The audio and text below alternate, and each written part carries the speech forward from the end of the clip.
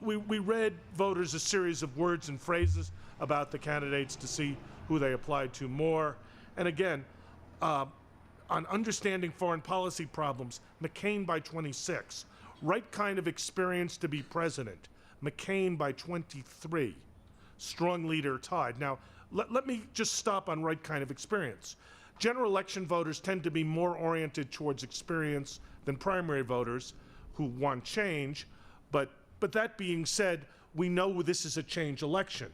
But with McCain having a 23% advantage on experience, it suggests that he has to use his experience both positively and to undermine Obama if he possibly can.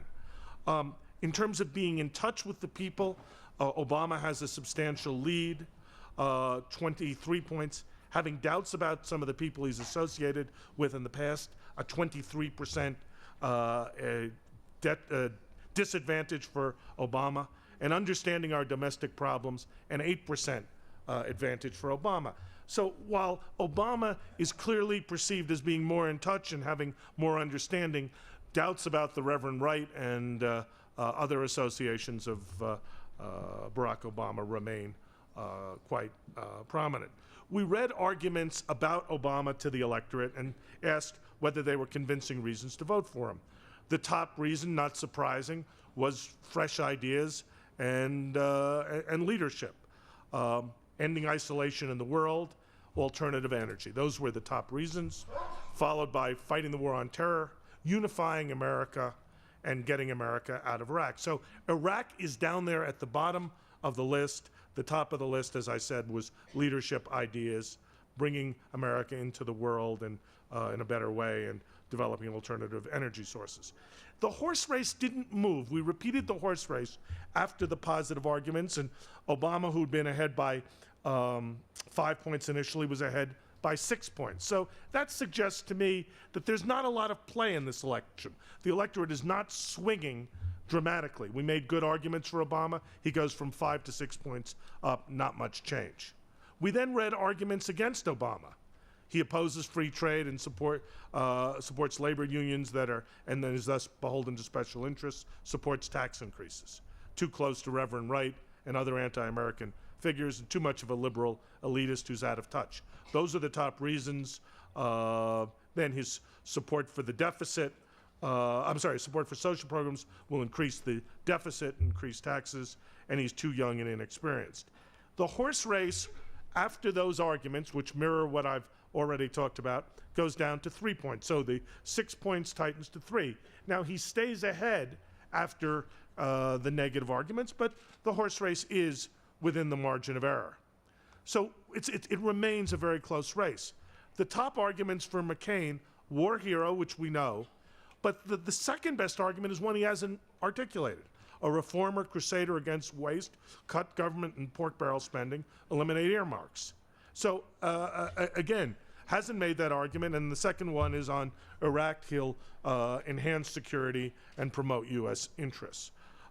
Never talk to rogue leaders, a fiscal conservative who will avoid tax increases, and is bipartisan. So the bipartisanship, which worked particularly well in the primaries for both, does not appear at this point to be the strongest argument for either. Now, after those positive arguments for John McCain, the race is in a identical 44 to 44% tie. So basically, at this point, the race is tied. We then made a list of arguments against McCain, continuing the Bush tax cuts and other domestic policies that have led to a recession, no program to hold down gas prices or alleviate the problems of homeowners, which is Bush's third term, the 100-year statement on Iraq, continue the Bush policies. We need change. McCain doesn't represent enough change. I'm not comfortable with McCain. He represents the past, and he's too old. And those last two arguments were the weakest ones. And again, after that set of negative arguments, Barack Obama was 1 point ahead. That leads me to believe that really we are in a race that is close to a statistical tie with, as I suggested, a slight advantage to the Democrats because of the message of change. The Republicans, as I suggested, have a national security and leadership message they need to drive, and combine it with a negative message on Obama's inexperience and economic ideas. The challenge for Obama is to flesh out his agenda, reassure people as his ties through the values-oriented message that he's begun articulating. And he needs to make the case that McCain represents the failed policies of the past, will bring no change, just more of the same. Again, and the challenge for McCain, finally, is to question the ties, question Obama's experience, and make the case that he, McCain, has a fiscally conservative, reformist agenda. McCain has an extraordinary opportunity to win the election, to raise doubts about Obama, doubts that Obama, I think, has begun very successfully to address this week.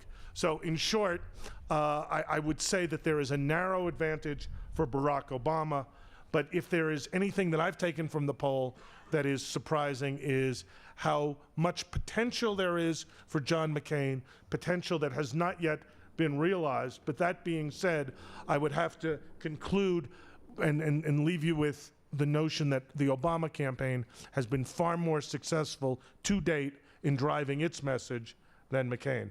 But no definitive predictions other than a slight Obama advantage. Thank you, and I'll take questions if we have a couple of minutes.